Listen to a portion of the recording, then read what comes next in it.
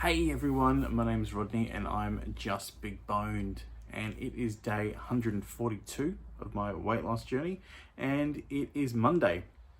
So that means it is time for Motivation Monday. And for those of you new to the channel, Motivation Monday is where I talk about some of the things that are motivating me on my weight loss journey, but also some of the ideas and theories I have about motivation that also really help as well. So if this is going to help you with motivation on your weight loss journey, fantastic. And on my channel, there's a whole playlist of all previous Motivation Mondays you can go back and check out if you need some motivation. Today, I'm not going to be talking though about something that motivates me. Today, I'm actually going to be talking about 3 things that kill my motivation. And particularly the last couple of weeks, I was struggling a little bit. I was feeling a bit more demotivated than usual, and sort of going back and reflecting on it, these things were definitely popping up their head and really helping to cause that demotivation. And this is all obviously not an extensive list of all the things that can kill motivation, and in fact it's going to be different for everyone. Some things that kill your motivation aren't going to necessarily do it for me, so it's important for you to reflect on what really sort of kills your motivation. But these are just some of the things that have helped me to lose my motivation.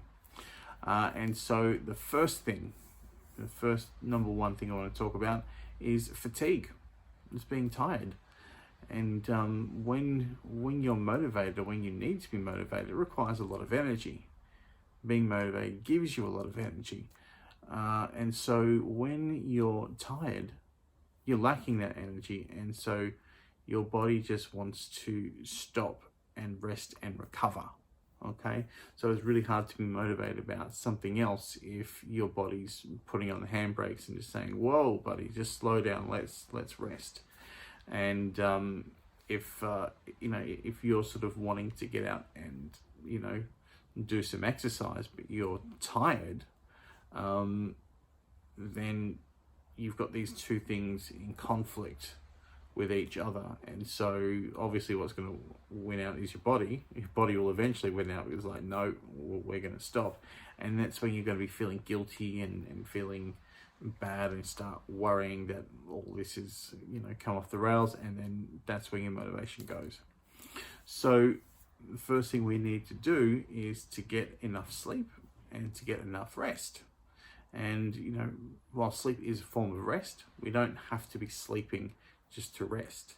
So for an example, if you're on a like a physically high exercise regime, doing 6 days a week, slogging it out at the gym or whatever, then eventually your body's going to get tired and your body's not going to want to do that anymore. Doesn't necessarily need sleep, but it needs that time to rest and recover. So make sure you plan these times for rest and recovery in your plan, and make sure you're getting enough sleep as possible. And if you are feeling tired, if you're not getting sleep, you need to stop things, prioritize that, get the rest, and then you can get the motivation back. All right, the second thing that kills my motivation is stress. And stress happens to us all. We all get stressed out from time to time. Some of us are more stressed than others. And stress is essentially, it's a body's response to a threat. But these days we don't have the same threats. We get stressed out by work or by family or commitments or whatever. And so when you're stressed out, your body or your mind is saying, we need to focus on this thing here that's causing this, what we perceive to be a threat. Okay, so if it's a deadline at work, it's hard to focus on anything else. We need to get that sorted and dealt with. And so when you're focusing on that, it's hard to focus on your eating. It's hard to focus on your exercise. It's hard to focus on your weight loss plan. And so then your motivation for that goes out the window, because all of your focus and attention is going into this thing that's causing the stress. All right. Also too, that's when, stress can also cause a lot of a lot of emotional eating as well, and so then we feel bad about that, and then motivation goes out the window. So stress is a really big one, and the way to get around that is to really find some techniques that work for you to reduce stress. Exercise is one of those really good things that help reduce stress. Meditation, reading, hobbies, talking them out with someone, either a friend or a counselor, or if it's a work thing, a supervisor, getting help around you. So maybe if there's something really big going on in your life or at work, finding some help to take the load off. Lots and lots of things. I can't go into everything right now, but easily Google ways to de-stress, and you will find a heap of different tools. Some will work for you, some won't, but really start trying to bring in these tools to help you de-stress. Also, too, just remember this situation necessarily doesn't last. If it's a work deadline that you've got, then once the deadline hits, then the stress is gonna go. I've been stressed out the last couple of weeks, and that is starting to decline, and I knew it would.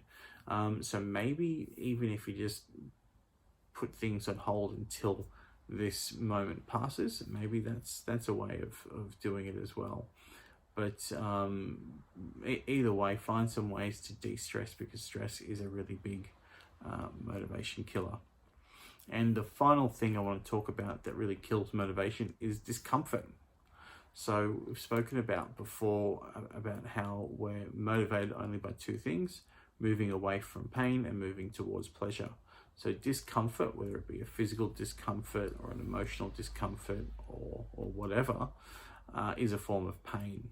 So if you need to get up early of a morning and go for a walk, but we're in the middle of friggin' winter and it's cold outside and it's nice and warm in your bed, you're not so motivated to get up out of the comfort of bed and into the discomfort of the walk, even though you need to do it for your journey.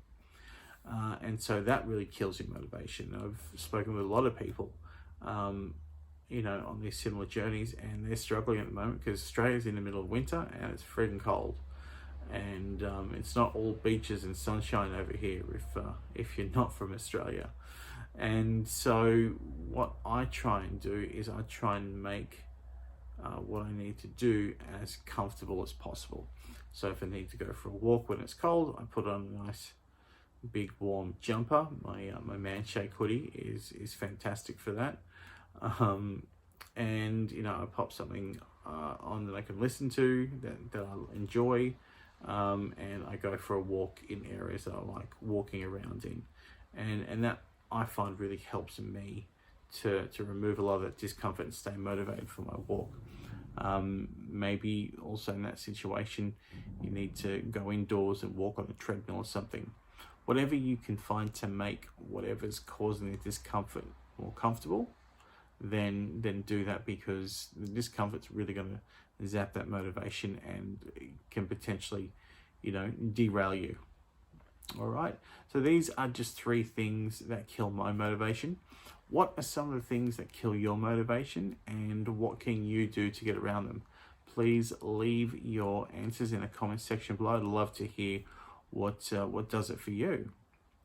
If you haven't already, please hit subscribe and follow me on my journey. I've got 130 of you now all following me, and your support has been fantastic.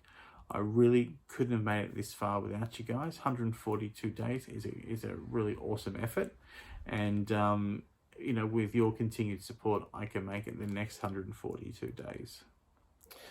Thank you so much for watching. Tomorrow I'm going to be talking about sort of my focus for the week and what I'm going to be really concentrating on, especially now that we've just gone into lockdown. How's this going to affect my plan, and what am I going to do about it? Join me for that tomorrow. And for watching, just remember, I'm not fat, I'm just big boned.